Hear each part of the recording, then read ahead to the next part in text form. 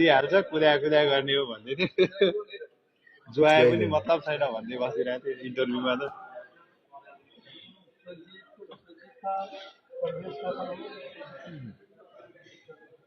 हामीलाई जुवाए पनि त्यस्तै हो अब जति नै जे गरे पनि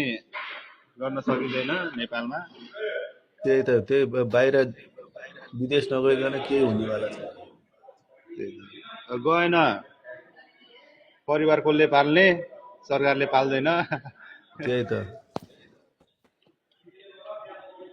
खाना लाउन पनि एउटा जागिरी हुँदैन खाना लाउन पनि धौधौ परिरहेको हुन्छ नेपालमा बस्यो भने कमाइ दबाई हुँदैन त्यही त